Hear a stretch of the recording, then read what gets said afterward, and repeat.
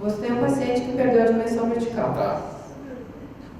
E você devolve a dimensão. Ortodontia. Não, ele é um paciente para ortodontia e É, ele um está com a paciente- dimensão alterada. É isso. Ah, ele chegou para você, mas está com a dimensão diminuída. Então você vai entender. E Sim. ele é um paciente para ortodontia. É um paciente para orto. Ah, e aí? E aí eu devolvo essa dimensão Sim. provisoriamente. Sim. Com o quê? Como é? Ó, Para ele ir para orto. é claro que, olha só. Só com. Eu faço. Eu vou responder, porque eu vou te responder. Assim, vou te responder do jeito que eu gosto de responder. Toda vez que existe uma pergunta sobre clínica, a resposta, sabe, você sempre vai começar com a palavra assim, depende. Porque depende, por exemplo, quanto de dimensão perdeu? Qual o nível de destruição que tem? Quais são os dentes que estão envolvidos que perderam na dimensão?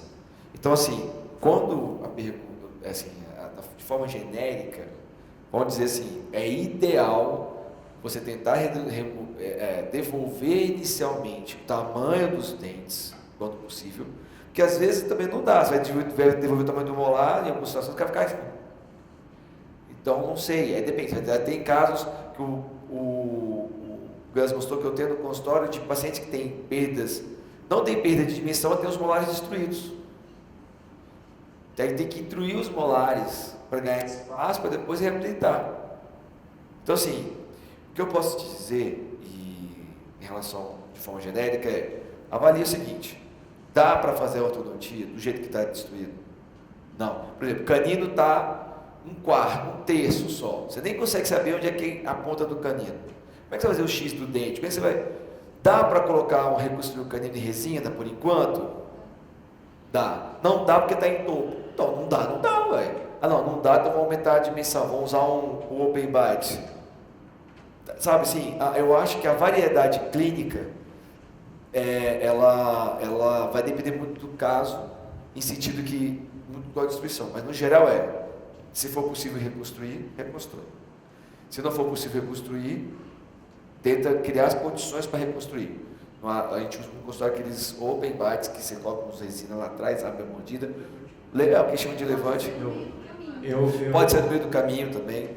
Eu vou te dar duas possibilidades, assim, antes de passar para o Cadu. Tá?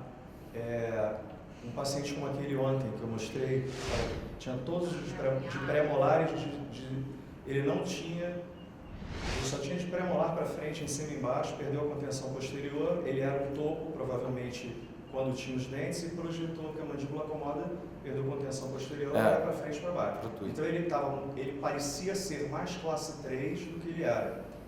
Ok? Então ele estava com uma deficiência na DVO e todo encaixado, engrenado, todo travado na frente, os dentes se travavam. Conduta minha nesse caso, a mesma para qualquer caso onde eu vou fazer um encerramento diagnóstico, eu tenho que estabelecer uma nova DVO e a posição ortopedicamente estável da mandíbula na fossa, antes de mandar para o meu ortodontista. Eu estabeleço quanto de aumento ele precisa receber, ok? Crio o meu dispositivozinho em ponto zero, que é o jig, já determinando a posição articular e a nova DVO, coloco ele na boca do paciente, já inserei o caso, já vi como é que vai ficar a estrutura, o espaço que eu tenho para reabilitar os posteriores com implantes, se tem altura para colocar naquela DVO tudo que eu preciso, tenho, que bom, boto o jig lá na boca do paciente, ele vai para aquele ponto, que já determina a nova DVO e a posição condilar, e eu crio stops em resina de canino para trás. Eu começo colocando as resinas nos caninos, dando proporção. É o que ele falou, de cima está mais comido do que de baixo, porque eu já fiz esse mapa no meu encerramento. Eu já sei, a nível de proporção, onde é que eu tenho que colocar mais em cima, mas são stops aí nesse momento. Eu não estou preocupado em fazer um dente lindo, maravilhoso. E vou assim até o segundo pré. Então eu já mando ele para o meu ortodontista na posição de tratamento. Então é muito mais fácil para ele descruzar tudo aquilo, destravar, porque ele já está numa DVO que favorece muito mais esse reposicionamento ortodôntico do que se eu mandasse ele numa DVO reduzida, todo encaixado lá embaixo. Ia ser muito mais difícil para ele manejar isso. Então eu já mando na posição de tratamento, por isso que quando eu vejo as pessoas falando a ortodontia ignora a posição articular, não trabalha em relação aos meus ortodontistas que trabalham comigo não, né? Eles trabalham no consultório deles, mas são da minha equipe, né? Eles têm essa filosofia há anos. Há anos, quando eu pego um trabalho de reabilitação com alteração de DVO, o cara vai ser reabilitado e precisa de orto, ele já vai para a orto, eu já mando a posição de tratamento. Todo o que o Cadu acha desse... Eu só quero falar... Em relação ao que você falou, você manda ele com esses guias, essas orientações, e vai movimentar o dente. O trabalho é conjunto, né? Isso se chama trabalho multidisciplinar. Trabalho multidisciplinar, na minha cabeça, não é eu usar o ortodontista nos meus trabalhos, é eu trabalhar junto com ele no processo. Então é assim, mandei para ele com os stops, óbvio que ao passo que ele vai movimentando, é um bate-bola. Ele vem, eu vou adequando, ele vem, eu vou adequando. Porque às vezes com um carinho desse tamanhão. Pode ficar um carinho que é desproporcional. Ao passo que ele conseguiu descruzar e já encaixou na posição e a próprio descruzamento já mantém a posição, eu já posso reproporcionalizar anatomicamente meus dentes. Então eu vou reduzindo, vou lapidando aqueles stops o tempo inteiro. Aí no final, tira aquilo tudo e faz a restauração final como tem que ser, com isolamento absoluto, tudo direitinho, entendeu? O que tem de, quando eu falei da variação, por exemplo, aquele caso que eu mostrei no incisivo central para vocês, olha lá, o paciente que tem uma endo no incisivo central, aquele caso tem desvio de linha média, tem, a gente sabe, a maxila está para a esquerda, a mandíbula está para a direita. A dimensão está...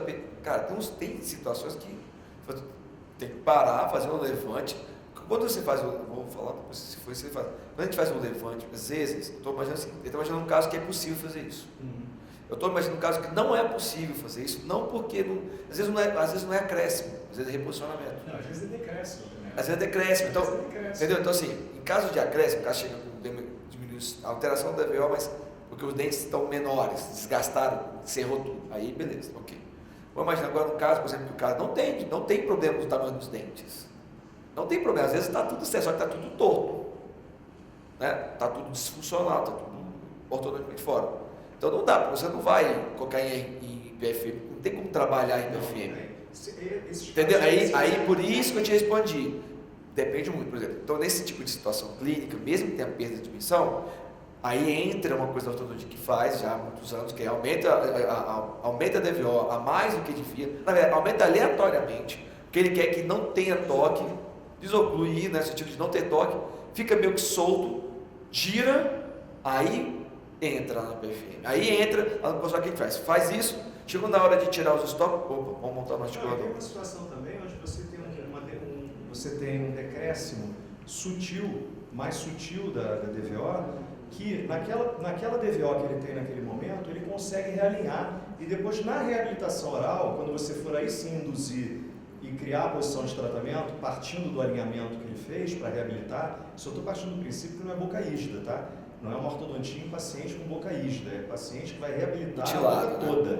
Então, se vai reabilitar, é tudo prótese que vai virar ali. E eu vou precisar criar uma posição para o meu ensinamento diagnóstico pós-ortodontia, porque eu vou reabilitar o cara todo. Ele só está alinhando, reposicionando, direcionando melhor os dentes para a minha prótese ficar mais fácil e mais, eu tenho uma prótese mais com direcionamento de forças adequado.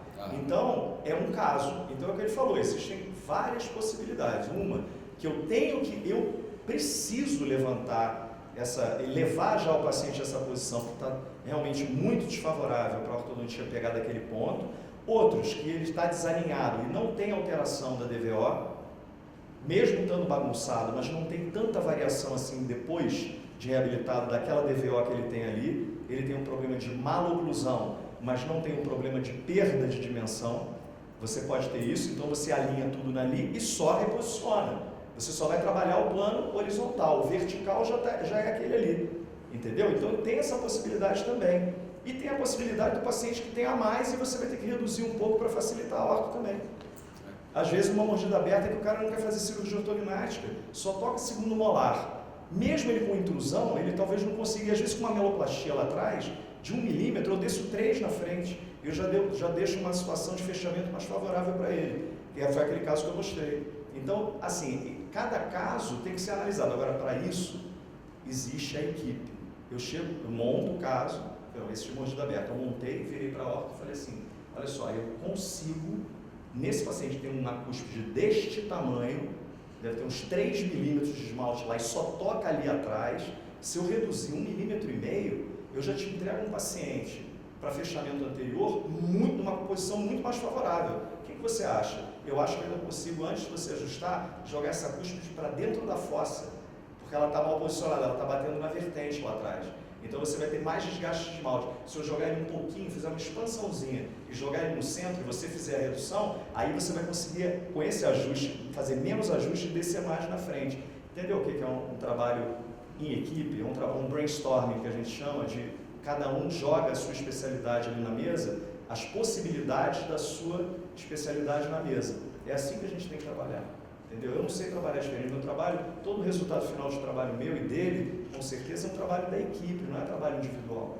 Entendeu? E tem que ter um bate-bola, as pessoas têm que falar a mesma língua, porque senão não funciona. Não adianta você ter um ortodontista que você vai mandar um caso, você nunca nem falou com ele.